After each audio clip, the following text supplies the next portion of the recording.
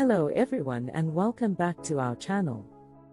In today's video, we're going to be talking about investing strategies for beginners. Investing can be a daunting and confusing task, but it is an essential part of building wealth and securing your financial future. So, whether you're just starting out or looking to improve your investing skills, this video is for you. We'll be covering everything from the basics of investing to the different strategies you can use to make your money work harder for you. So, let's get started. Part 1: Understanding the basics of investing. Before we dive into the different investment strategies, it's essential to understand the basics of investing. So, what is investing and why is it important? Investing is the act of putting money into something with the expectation of receiving a return on that investment. The goal of investing is to make your money work harder for you, so you can achieve your financial goals. There are different types of investments including stocks, bonds, mutual funds, and real estate. Each investment type has its own risk and return profile, so it's important to understand the characteristics of each before investing your money. Part 2: Setting your investment goals. Before you start investing, you need to set your investment goals.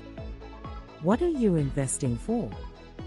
Are you looking to build wealth for retirement, save for a down payment on a house, or simply grow your wealth over time?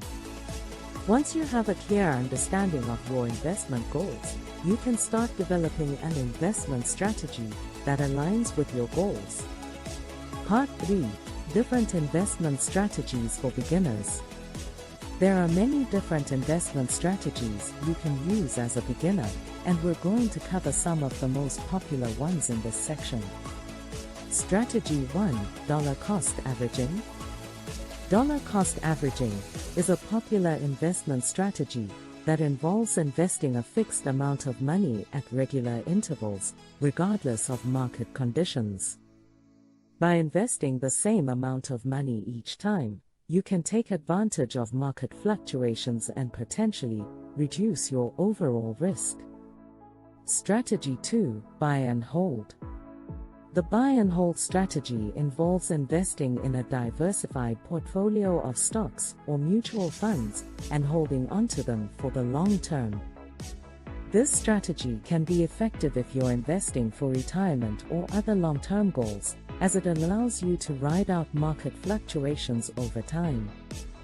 Strategy 3: Value investing.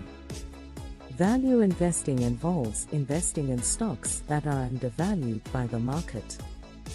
This strategy requires a bit more research and analysis, but it can be an effective way to generate higher returns over the long term.